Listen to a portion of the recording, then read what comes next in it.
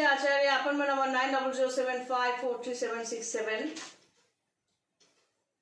आज है 11 अप्रैल 2021। जैसा मैं कह रही थी लास्ट वीडियो में कि ये एडवाइस की बात या किस तरह हम चले ताकि हमारे जिंदगी में जो प्रॉब्लम्स आए वो ओवरकम कर सकते हैं। क्या करने से हम जो चाहते हैं वही हमें मिल सकते हैं। तो वही सिस्टम बताने की या एक्सप्लेन करने की मैं कोशिश कर रही हूँ। लेकिन शुरुआत में मैं बोल दूं कि ये जो मेडिटेशन प्राणायाम जो लोग करते हैं वो समझते हैं कि वो स्पिरिचुअल सिस्टम में एंट्री ले चुके हैं और वही कर रहे हैं। नहीं, ये मेडिटेशन प्राणायाम के जरिए एक्चुअली माइंड को स्थिर मतलब फिक्स्ड किए जाने की मतलब करने की कोशिश किया जाता है। क्योंकि आजकल के दुनिया में मानसिक जो स्तर है, लेवल है, वो बहुत इम्पेशेंट हो चुके हैं। तो उसको स्थिर करने के लिए और थोड़ा बहुत फिजिकल मेंटल बेनिफिट पाने के लिए ये मेडिटेशन प्राणायाम किया जाता है। तो सीधी तरह से हम ये कह सकते हैं कि जो स्पिरिचुअल सिस्टम के अंदर आना चाहते हैं, अपने आप को पॉजिटिविटी देने के लिए या जो उसे हासिल नहीं हो रहा था वो हासिल करने के लिए, अगर तंत्र सिस्टम के अंदर या स्पिरिचुअल सिस्टम के अंदर आप जाना चाहते हो तो ये जान लो कि मेडिटेशन प्राणायाम जो है वो माइंड फिक्स करने के लिए एक ही वर्ड में हम इस तरह कह सकते हैं। उसका बेनिफिट तो जरूर है, लेकिन पहले ये जब या हमारा सिस्टम फॉलो करने से पहले माइंड को फिक्स करना बहुत जरूरी होता है। तो कुछ मेरे क्लाइंट्स भी, कुछ अननोन पर्सन भी ये समझते हैं, जिससे बात हो चुकी है मेरी, कि वो लोग समझते थे कि मेडिटेशन प्राणायाम जो है वो और हमारा जो इंस्ट्रक्शन है स्पिरिचुअल सिस्टम को फॉलो अप करने के लिए दोनों एक ही है। नहीं, फॉर योर काइंड इंफॉर्मेशन, दोनों एक नहीं है, दोनों सिस्टम एक नहीं है। तो ये जो एडवाइस या सजेशन की बात मैं करने जा रही हूँ तो वो समझने के लिए पहले ये समझना पड़ेगा कि हम लोग यूनिवर्स में हैं। वहाँ पर ये जो हम लोग कहते रहते हैं कि यूनिवर्स को भगवान ने, ये विश्व जो है ये भगवान ने बनाया, तो ये सवाल हम पहले भी कर चुके हैं कि क्या भगवान इंसान के रूप में बनाया? तो इसका मतलब है जिस इंसान ने इंसान की तरह दिखने में जो है वो पृथ्वी या ये सोलर सिस्टम को बनवाया, तो वो कितना बड़ा होंगे साइज में और कहाँ रहते होंगे। एक्चुअली द फैक्ट इज ये जो यूनिवर्स है ये अपने आप जुड़ते भी है और बिखरते भी है। तो ये टॉपिक अलग है। तो ये यूनिवर्स में इस टॉपिक के साथ जो रिलेटेड है वो मैं कह सकती हूँ कि सब कुछ सिस्टमेटिकली है। तो अगर हम एक ऑब्जेक्ट है, आप एक ऑब्जेक्ट हो, तो आपके चारों तरफ एक एनर्जी फील्ड होंगे, ये नॉर्मल है। लेकिन लग्न राशि के हिसाब से अगर चंद्रमा नेगेटिव जगह पर है या प्लैनेटरी पोजीशंस यहाँ पर वीक है, तो वो इंसान की जो मानसिक जो स्टेटस होते हैं, मेंटल स्टेटस जो होते हैं, वो वीक होने की वजह से वो बहुत इम्पेशेंट होते हैं। और नॉर्मली इम्पेशेंट जो होते हैं, इम्पेशेंट लोग अपने आप को किसी भी लाइन पे अपने आप को खुद को डेडिकेट नहीं कर सकते और ना ही हार्ड वर्क कर सकते हैं। तो यही वजह है कि ये जो थ्रू मेडिटेशन प्राणायाम कुछ लोग यही समझाते हैं कि मन को स्थिर रखने की कोशिश करो, और हम थ्रू स्पिरिचुअलिज्म ये समझाने की कोशिश करते हैं कि स्थिर मन को पावर देने की कोशिश करो। तो ये है दोनों में डिफरेंस। तो पावर कैसे बनते हैं? सोचो, हाई टाइड में मतलब ज्वार में, गंगा में जो, अब गंगा को लेकर बात करते हैं, नीचे जो पानी ऊपर आते हैं फिर नीचे जाते हैं, ऊपर आते हैं फिर नीचे जाते हैं, इस तरह रोटेट करते करते एकदम सिस्टमेटिकली रोटेट इस तरह करते करते, ये राउंड नहीं, मतलब ये पानी है जा रहे हैं, जा रहा है, फिर नीचे फिर ऊपर, इस तरह मूव करते करते एक वहां पर करंट पैदा हो जाता है, एक शक्ति। मतलब ये जो एक ही तरह एक ही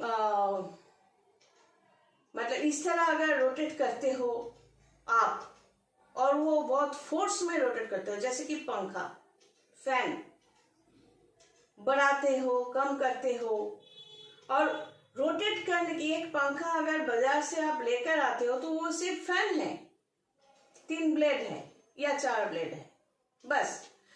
अब उसको अपने लिए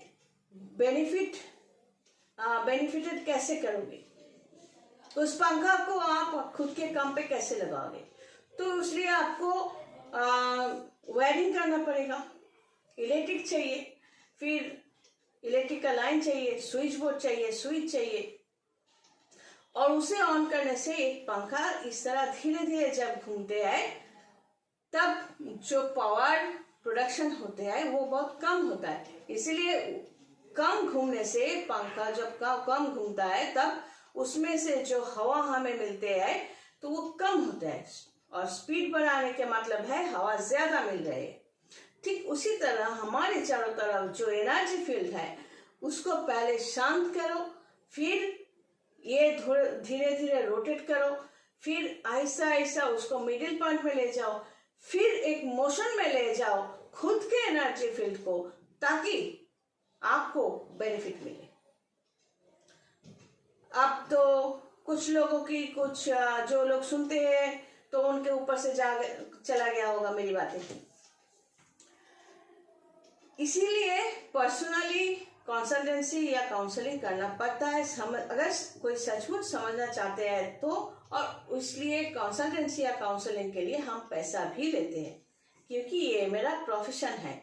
आपको आपके एनर्जी फील्ड से हम काम करवाएंगे तो उसके लिए एक पैसे तो चाहिए, क्योंकि दिस इज माय प्रोफेशन। अब इसको फिर थोड़ा बहुत हल्का करके समझाने की कोशिश कर रही हूँ।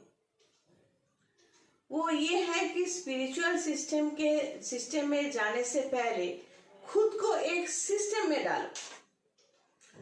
जैसे सुबह उठना, जब सूरज मतलब सनराइज होता है तब खुद को जगाने की कोशिश, फिर जिस बिस्तर में आप सोते हो, जहां पर सोते हो, या मिट्टी में या चादर निकाल के आप सोते हो, तो वो जगह आप सब करो, फिर बाथरूम, फिर नहा धो लो, फिर पूजा सिस्टम जो है, मैं ये नहीं कह रही हूं कि भगवान के सामने इतना फूल माला लेकर बैठ जाओ और घंटा भर वही बिताओ। मैं ना तो वही करती हूँ, ना करने के लिए अपने क्लाइंट्स को मैं कहती हूँ, लेकिन पूजा सिस्टम चाहिए। उसमें मतलब मन को शांत करने का जो सिस्टम होते हैं, जो परमात्मा के साथ, भगवान के साथ खुद को मिलाने की कोशिश जो होते हैं, तो वही स्पिरिचुअल सिस्टम होते हैं। तो वो कोशिश करो, फिर देखो, फिर अपने लिए खाना बनाओ, जो आप खाना पसंद करोगे वो बनाओ। हमेशा दूसरों पर जो डिपेंडेंट होते हैं वो कैसे ये उम्मीद कर सकता है कि हम अपने पैरों पे खड़ा हो सकते हैं। तो खुद के लिए खाना खुद बनाने की कोशिश जरूर करनी चाहिए। फिर देखो कि तुम्हारी जिंदगी में थोड़ा नया चमक जो है वो तो आप खुद फेस करोगे। तो ये है बेसिक कुछ पॉइंट्स। बातचीत जब करोगे, कुछ लोग ऐसे होते हैं कि एक सपोज मैं कह रही हूं कि मैं ना वहां पर गई थी, तो कुछ लोग ऐसे होते हैं कि साथ ही में मुंह से बात बोले नहीं, तुरंत बोलेंगे हाँ मैं भी वहां गया था। तो ये जो आदत बंद करनी चाहिए, क्योंकि इसमें क्या होता है, हमारा जो एनर्जी फील्ड है और आपका जो एनर्जी फील्ड है वो क्रैश होते हैं, और बातों बातों में आवाज जो है वो ज्यादा हो जाते हैं, आवाज नीचे।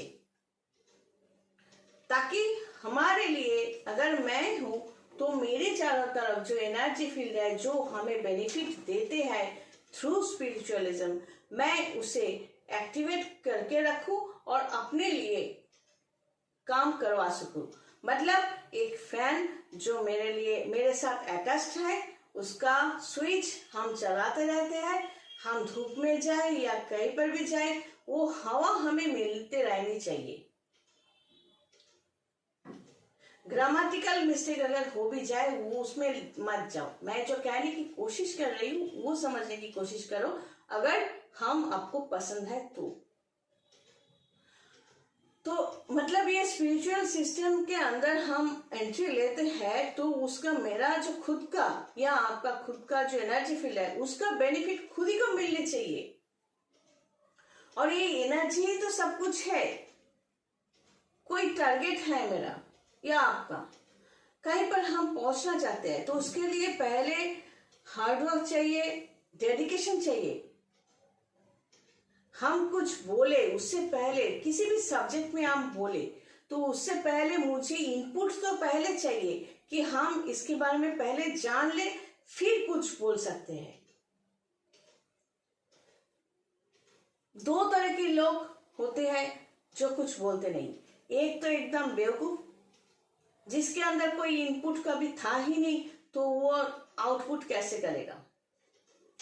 और होते हैं जो विद्वान होते हैं, वो भी चुप रहते हैं। तो इन दोनों में ढूंढना पड़ता है कि कौन क्या है। और हम लोग तो शूटिंग के लिए बकबक करते ही रहते हैं, तो हम बेवकूफ के कैटेगरी में जरूर होंगे।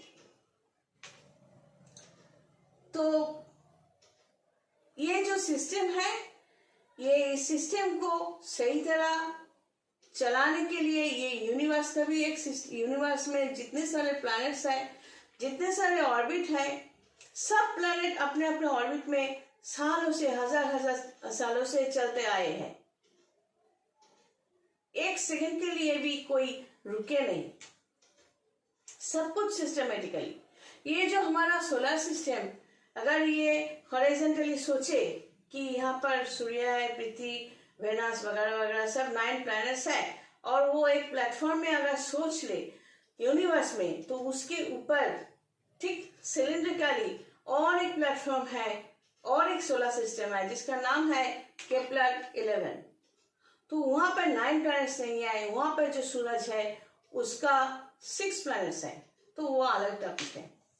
मेरा कहने का मतलब है यूनिवर्स में सब कुछ सिस्टमेटिकली है, तो हमारी जिंदगी भी सिस्टमेटिकली ही चलाएंगे तो हम जरूर हमारे जो मकसद है, अगर टारगेट है, वहां तक पहुंच सकते हैं। लेकिन उससे पहले खुद को पेशेंट करना है, रखना है, मतलब खुद को स्थिर रखने की कोशिश करनी है। आवाज नीचे करनी है, आवाज ज्यादा नहीं करना है, बर्तन में आवाज नहीं होना चाहिए, पैरों में आवाज नहीं होना चाहिए। खुद का जो एनर्जी सिस्टम है उसको स्ट्रांग बनाओ, झाड़ू इस्तेमाल मत किया करो।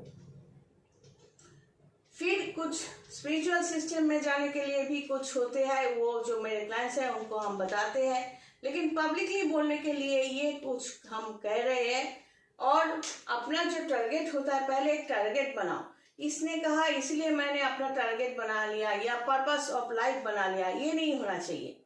खुद क्या चाहते हो वहां पर खुद का टारगेट बनाओ, फिर डेडिकेशन, फिर हार्ड वर्क, फिर अपना जो टोटल कंसंट्रेशन वहीं पर होना चाहिए कि वही हमें पहुंचना है, जो मुझे खुश कर सकता है, वही टारगेट।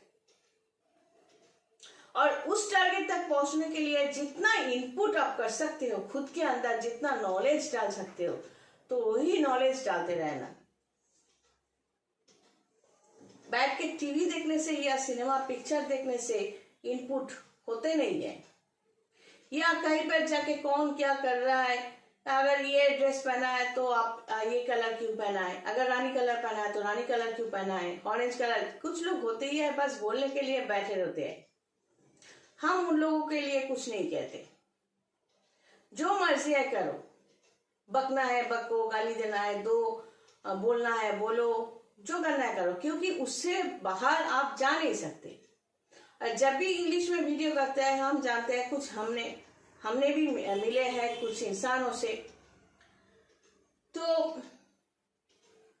वो लोग शुरू में बराबरी करते हैं, पैसे भी लेते हैं, बराबरी भी करते हैं, फिर जब देखते हैं कि इंग्लिश में किया गया है तब ये थम्स डाउन करके चले जाते हैं।